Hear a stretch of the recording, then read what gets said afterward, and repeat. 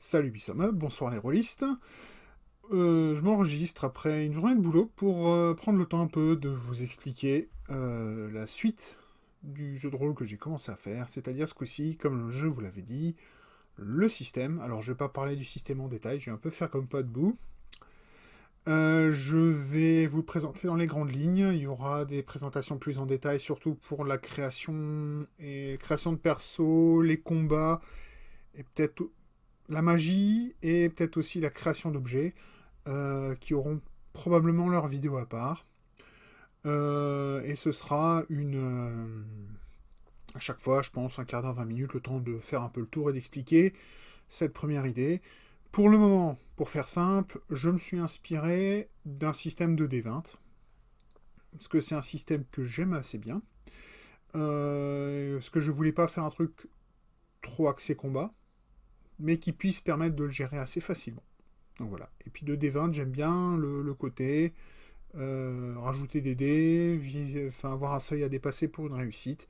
C'est un peu plus simple que, enfin non pas un peu plus simple, mais ça donne un peu plus de flexibilité qu'un jeu à seuil pur et dur, ou un jeu à succès pur et dur. Et parce que généralement un jeu à succès c'est 50% sur un dé, je trouve ça complètement débile. Voilà. Donc je suis pas fan de ça généralement sur les jets de dés d'un système à succès. Donc voilà, je suis parti sur 2D20. Et surtout, pourquoi? Parce que le système était déjà à moitié fait. Parce que j'ai découvert le JDR de Dishonored, qui est fait par Modifus, je crois. Enfin, ceux qui, de toute façon, qui font tous les jeux 2D20. Star Trek Adventure, Conan, c'est les deux que j'ai particulièrement bien appréciés. De toute façon, c'est facile, c'est deux univers que j'adore vraiment. Donc, si ça respecte un tant soit peu l'univers et que ça donne l'option de s'y perdre assez facilement et de s'immerger bien dedans, généralement, je vais être fan.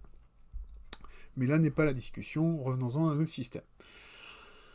Donc, pour faire simple, je vais vous présenter rapidement pour vous expliquer les grandes idées. Là, pour l'instant, la fiche perso, c'est juste un tableur Excel. Enfin, c'est un Google Sheet. Mais ça va vous donner les grandes idées. Je vous présenterai après la doc aussi. Vous pourrez la voir un peu mieux, plus en détail. Vous pourrez vous faire une idée. Donc, on va se voir de l'autre côté. Voilà. Donc, comme vous pouvez le voir, c'est la fiche perso. Alors, la partie en haut, tout ce qui est biographie, ne vous inquiétez pas. C'est simplement ce qui va. En gros, c'est les différentes étapes de création du perso. Oui, si vous me voyez faire des gestes de mouvement par là, c'est normal. J'ai mon écran où je vois la fiche perso et je risque de pointer bêtement dessus. Donc la biographie, c'est l'historique de création de votre perso qui va vous donner, il va générer une partie du background et il va intégrer votre personnage aussi dans l'univers. Donc je trouve ça assez intéressant. Donc voilà. Nous, ce qui nous intéresse là, surtout pour la discussion de ce soir, c'est cette partie-là, compétences et style. Tous les jets de dés que vous allez faire dans ce jeu, ça va être, j'additionne une compétence et un style. J'additionne ces deux-là. À la limite, je rajoute malus bonus que le MJ pourrait me donner en fonction de la situation. Et voilà, et je jette les dés. Je jette mes 2D20, ou peut-être plus, on verra selon comment le système s'étoffe. Et si vous êtes en dessous de la valeur que vous avez calculée, sur ce jet de dés, c'est une réussite. Sur ce dé, c'est une réussite. Il vous faudra 1, 2, 3, 4, 5 réussites selon la difficulté du jet de dés, enfin la difficulté de l'action que vous voulez entreprendre. Voilà. Je sais pas encore, puisque je parle de 2D20, si je vais mettre en place le système de points. Parce que généralement, dans tous les systèmes de D20 que j'ai testés, c'est un échec complet ce système. Parce que les joueurs ne l'utilisent pas. Ils ont le réflexe du joueur de jeux vidéo qui est je garde. Je garde au cas où pour le boss. Le problème, c'est que je garde, j'arrive au boss, je garde quand même parce qu'on sait jamais, il peut y en avoir un plus gros derrière. Et on arrive à la fin du jeu qu'on les aura toujours pas utilisés. Autrement dit, ils servent à rien. Alors, soit je trouve une solution pour les intégrer plus rapidement dans le jeu, et à ce moment-là, c'est le MJ qui va donner MJ ou le joueur qui vont réussir à définir que il faut un dé en plus ou un dé en moins. Et puis voilà. Ou bien quelque chose de plus strict, mais j'aime pas. Je veux quelque chose qui soit un peu plus flow, qui permet, qui donne un peu comme dans les vieux systèmes, qui donne la part belle à l'interprétation au MJ. Parce que il faut qu'il ait un rôle aussi, pas juste un rôle d'univers. Il doit être aussi là pour faire vivre le jeu. Et donc, pourquoi pas lui donner un peu ce rôle d'arbitrage en fonction de ce que lui et ses joueurs veulent voir dans l'histoire qui avance. Voilà, on verra quand on y sera. Pour le moment, donc, comme dit, c'est une compétence, un style. Je vais passer sur les notes que j'avais fait pour le style. Mais avant, je vais boire un coup parce qu'il fait soif. À la vôtre. Donc, pour les compétences comme pour les styles, si je me rappelle bien, parce que ça fait un moment que je les ai tapés et que je n'y suis pas vraiment revenu, je me concentre sur la suite. Les valeurs vont de 4 à 8 pour montrer le niveau de progression. Il y a 6 compétences et 6 styles. D'accord. Donc il y a bouger, bricoler, combattre, étudier, parler, survivre. Ça c'est simple. La plupart du temps, ça va être complètement explicite ce pourquoi vous faites un jet. Hein. Si on veut se battre, c'est combattre. Si on veut commencer à grimper quelque part, on va bouger. Si on commence à vouloir faire un diagnostic, ce sera en étudier. Voilà, si on veut convaincre quelqu'un, ce sera parler. Enfin bon, voilà. Et de toute façon, si c'est pas couvert par ça, et si les joueurs discutent et ne savent pas, c'est le MJ qui aura le dernier mot, et c'est lui qui tranchera là-dessus, point barre. Voilà. Ensuite, on va arriver au style. Et donc en fait, c'est ça que j'aime bien, c'est qu'en fait, on va, par exemple, on va bouger rapidement. Ça parle bien, je trouve. C'est assez intuitif pour les joueurs. C'est assez intuitif pour tout le monde. Donc je trouvais ça très sympa, ça parle bien. Et ça indique, pareil, là donc le style, ça va indiquer ce que vous allez faire.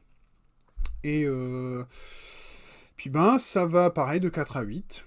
Et selon votre combo et votre style, vous allez avoir de plus en plus de bonus.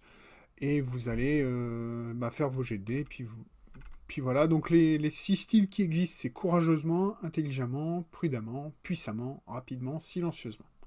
Voilà. Dans l'ensemble, je pense que pareil, c'est assez explicite. Et de nouveau, si ça l'est pas, c'est au MJ de trancher et de s'y tenir. Ou bien, si les joueurs arrivent à le convaincre que c'était pas la bonne idée ou la bonne interprétation, il pourra toujours corriger pour la session suivante. Je ne vais pas vous dire, vous MJ, comment vous devez faire votre sauce. Ça, ce sera peut-être une autre série de vidéos à la limite, mais pas ici. Autre point important dont je veux parler, c'est sur la fiche perso dont je parlais ici, il y a le gros bloc des spécialités. Les spécialités, ça va être des bonus qui vont donc augmenter le seuil de réussite sur un jet de dés. Ça va pas vous donner plus de dés, mais ça va vous donner plus de chances de réussir. Voilà. Et dans l'ensemble, alors j'ai balancé tout un tas d'exemples, mais c'est certainement pas exhaustif. Et de nouveau, pareil, c'est au MJ de définir avec ses joueurs quelle spécialité il veut avoir, et si ça colle avec ce qu'il veut faire. J'ai donné quelques exemples pour orienter un peu le joueur, parce que je sais très bien que mes joueurs, quand je leur donne une liste comme ça, ils vont croire, ils vont pas utiliser ça pour faire autre chose, mais ils vont se baser dessus. Donc j'ai essayé de couvrir déjà beaucoup de choses, et puis déjà préparer le terrain au MJ. Voilà. Et là, j'arrive sur le module en développement. L'affinité, ça va être un peu un bonus wildcard, comme ça, un joker, qui représente aussi son affinité avec la magie. Et donc forcément, au début du jeu, tous les personnages sont à 0 ou à 1. Et ils vont monter au fur et à mesure que la magie revient dans le monde et que les joueurs, que les personnages, pardon, euh, arrivent à travailler un peu leur pratique de la magie ou leur affinité avec la magie. Je fais juste le tour de la fiche perso et il y a encore le bloc des stress. Voilà. Donc pareil, ça c'est pas encore vraiment défini. Mais en gros, ça va être les points de vie du personnage. C'est jauge de stress. Alors je vais peut-être pas les nommer jauge de stress parce que justement elles vont que baisser. Enfin, dans la situation normale, le joueur part avec un score et ça va baisser au fur et à mesure jusqu'à ce qu'ils aient réussi à récupérer. À ce moment-là, ça va remonter. Donc c'est peut-être l'inverse du stress. Là, comme dit, c'est au nom près. Mais en gros, il y a 3 jauges. Et à chacune de ces jauges, eh ben, sur la fatigue, ça va, comme vous pouvez le voir, ça va déclencher la règle de mort. Et pareil, concentration et peur, ça va déclencher quand on arrive à 0, ça va déclencher d'autres règles qui vont, bah, par exemple, concentration, empêcher de faire quelque chose qui est basé sur le mental, euh, ou voire carrément être dans l'incapacité de faire plus que de parler des phrases simples, et enfin on verra bien, c'est pas encore complètement... c'est pas encore entièrement défini, et pareil la peur, est-ce que ça peut aller jusqu'à la perte de contrôle temporaire du personnage? Mais j'aime pas trop ça parce que j'ai peur que le MJ s'en serve, enfin, va tout faire pour faire baisser le niveau, de faire augmenter la peur du personnage jusqu'à ce qu'il perde le contrôle pour pouvoir faire quelque chose. Et ça, j'ai pas envie. Donc faut que je trouve une autre solution et j'y réfléchirai encore. Après tout ce qui est par rapport aux armes, ça on va pas s'en occuper maintenant parce que c'est tout un truc que je suis encore en train de... Là c'est vraiment qu'un brouillon, je suis pas encore content de ce que j'ai sur le papier. Et puis voilà. Donc ouais, comme je disais, pour en revenir, je continue à descendre sur mes notes sur le système. Donc comme je vous l'avais dit, les tests de compétences, c'est on additionne une compétence et un style. On peut rajouter les bonus de spécialisation si c'est applicable. Et comme j'ai dit, on lance 2d20. Si le d20 est au-dessus et inférieur ou égal, c'est une réussite. S'il est au-dessus, c'est un échec. La difficulté, voilà, va définir le nombre de réussites que le personnage doit faire pour réussir son action. Et après, il y a l'idée d'avantages et inconvénients. Les avantages dans les systèmes de D20, c'est généralement rajouter des dés. Et donc là, pour l'instant, j'ai un système à points, donc parce que je voulais justement utiliser le système à points. Est-ce que ce serait pas plutôt MJ de donner l'avantage, le désavantage aux joueurs? Mais pareil, faut potentiellement que les joueurs aient les moyens d'arriver à lancer jusqu'à 5 dés, donc ça veut dire avoir 3 avantages.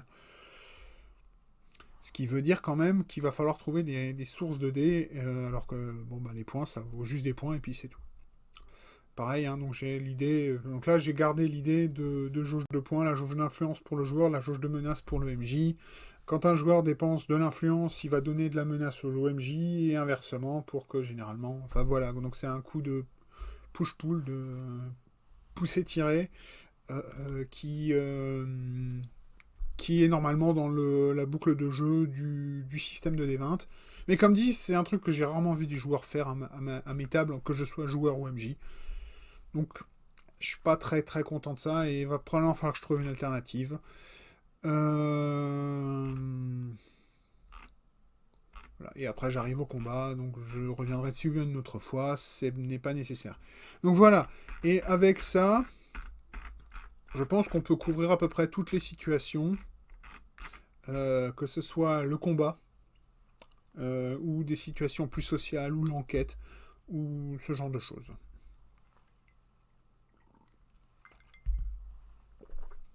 Et donc, eh bien, j'espère que ça vous aura montré un peu l'idée que j'avais derrière. Et je pense que avec ce système, je peux couvrir l'histoire que je vous ai décrite dans les grandes lignes dans la vidéo précédente.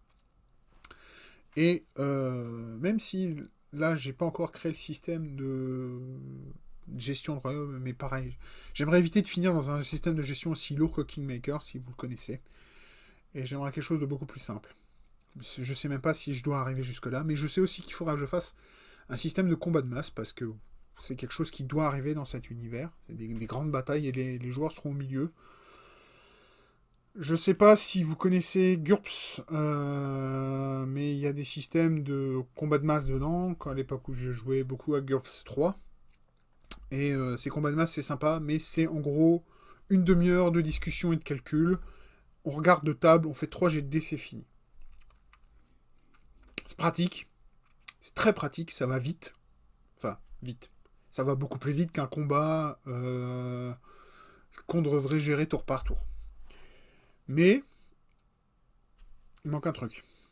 Il y a un terme dans le game design, si je me rappelle bien, c'est crunchy. Et là, c'est pour une mécanique de jeu qui donne un retour aux joueurs, qui leur donne envie de continuer là-dedans. Et le problème de table et tout ça, c'est que ça va plaire à un certain type de joueurs, moi par exemple, mais je sais que la grande majorité, s'ils vont voir ça, ça va simplement les saouler, ils vont poser le bouquin, ils vont partir en cours. Donc c'est pas le but. Donc je vais devoir trouver autre chose. Et ce sera une des grandes questions avant la suite. Et avant de continuer à travailler dessus. Et avoir les sessions de travail que j'ai prévues après les présentations que je suis en train de faire. Donc là, je vous ai présenté le système très rapidement. Prochaine fois, je vous présenterai probablement la création, parce que pour moi, la création, elle est plus ou moins fixée dans le marbre. Après le combat, et après que j'ai présenté le combat, et ben j'en arrive aux discussions qui vont devoir rester un peu plus ouvertes, et peut-être ressortir les cartes de The Art of Game Design, avec toutes les lentilles, une lentille par carte, pour justement m'enregistrer pendant que je réfléchis et que j'étudie ces cartes et ces questions, ou bien vous faire un rapide retour sur une fois que j'ai bossé sur ces lentilles. Voilà. Je vois qu'on arrive doucement vers les 20 minutes. Je pense que la présentation, enfin, le temps était suffisant pour faire le tour. J'espère vous avoir définitivement convaincu que ce système est suffisamment léger pour être intéressant. Et malgré tout, suffisamment flexible pour couvrir à peu près tout et permettre de faire tout ce que je veux faire avec. Donc voilà. Donc en attendant la prochaine vidéo qui sera probablement sur la création de personnages, qui sera peut-être un peu plus longue et un peu plus sèche, parce que là je vais beaucoup lire, j'aurai beaucoup de tableaux à vous présenter. Désolé. Et bien dans ce cas-là, en attendant cette vidéo, ou bien peut-être la prochaine vidéo de réponse à coup critique, et bien en attendant, je vous dis bisbal. À bientôt et à la prochaine vidéo.